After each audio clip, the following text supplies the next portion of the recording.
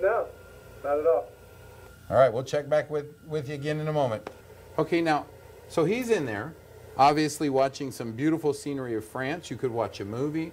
This is almost like a little time to get away. It is wonderful. Okay, tell me who this really benefits. I mean, obviously you say it benefits everybody as oxygen does, but who gets the most benefit from this to you? Well, we see mostly people with diabetic wounds or traumatic injuries of their body, people who have infections that will distort the blood flow to a certain part of their body. That can be disastrous. We see stroke patients, people with traumatic brain injury, actual injury to the brain. We see a lot of patients with these particular problems. I want to stop you on that for a second, because we spoke a little bit about, unfortunately, there are times in our country when a lot of our young men and women in the service go to other countries and bombs are exploding and they get percussion of their brain causes an injury, and I think we call it post-traumatic stress syndrome, which turned out to be a brain injury. Well, many diagnoses are diagnoses as a mental condition. Post-traumatic stress syndrome is a mental condition. However, we've found that many of these, and I say many, probably nearly the majority of these people have actual brain injury. They have a traumatic brain injury, and this eventually affects their behavior, it affects their whole life, it affects everything they do, their relationships, their social conditions, everything. It puts them into depression. We can heal this brain injury most of the time with hyperbaric therapy, with basically the same principle that we can heal a wound. Also, neurological injuries, neurological problems can be sped up, healing can be sped up by going into the hyperbaric chamber. Athletic injuries, we get a lot of people who have minor and major athletic injuries who come back here and they are literally back in the game in half the time, or back doing their workouts or their competitions or whatever in half the time that they normally would be. So what about weekend warriors like myself? You know, I pull my elbow or my knee, I strain a muscle, I hurt myself, I'm injured. Could someone like me come to your center and it can speed that up so it doesn't hurt so long? Yeah, absolutely. You're going to speed I mean, it up. I'm not, the older I get, they seem to, I just thought they lasted longer because I was older. So I could come in, pull the muscle, pull the hamstring, get a couple therapies, and it would help me get better? My experience is that it helps people heal in about half the time. Across the board? Yes. Okay, and again, do I have to go to my doctor? Do I have to go get a, can I just call you? I mean, what would I do if I wanted to get started? You can come directly to the Center for New Medicine. We have physicians here. One of them will see you, give you an examination to be sure you're okay to go into the hyperbaric chamber, write you a prescription for it, and you can go in the chamber here. What kind of stuff, and I usually don't like to ask this, but this is obviously what kind of stuff? I think he's fallen asleep. What kind, you know, who would have thought?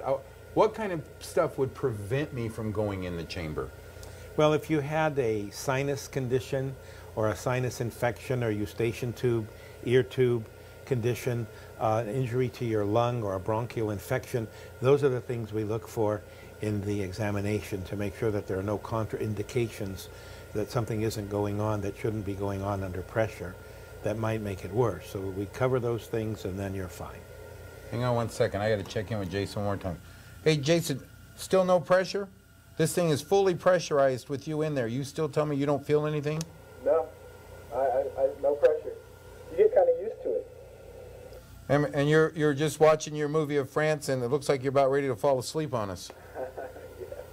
Okay, we're going to check back on him. What is it again while he's in there? What is it again? We talked about the importance of oxygen. What is it that the oxygen really does for your body? Well, oxygen is the fuel of life. Number one, it sustains our life, without question. There is no life without oxygen. The second most important thing that it does is that it brings the beginning of the healing cascade and sustains a healing cascade. There is no healing without oxygen. So the extent that oxygen is deprived in the body, we're going to have a slowdown in healing and the development of infection and other negative factors that can really create major, major problems, including amputation. So the delivery of sufficient oxygen under pressurized conditions can help turn that around. So, again, the more you tell me about this and the more I learn, the more it makes no sense to me why everybody doesn't include this to some degree in treatment or in getting better. We talked about cost. Do you think that cost is one of the biggest concerns? Well, cost certainly can be, because the hospitals charge a lot of money for hyperbarics. You might pay up to $2,000 in some hospital facilities for hyperbarics. And also, one of the other things is, I don't think people realize that in some private centers there are hyperbaric therapy centers because they're so expensive. It's very, very expensive equipment, and oftentimes you don't find this equipment in a doctor's office. But here at the Center for New Medicine, we're interested, number one, in healing and finding a way to help the person, not just putting them on a medication that they'll take for a long, long period of time, sometimes for many, many years, but finding a way to help the body, to support the body in healing itself. And that's one of the things that our medical director and founder, Dr. Keneally, bases her work on. Let's help people heal. Let's help their body fix what's wrong.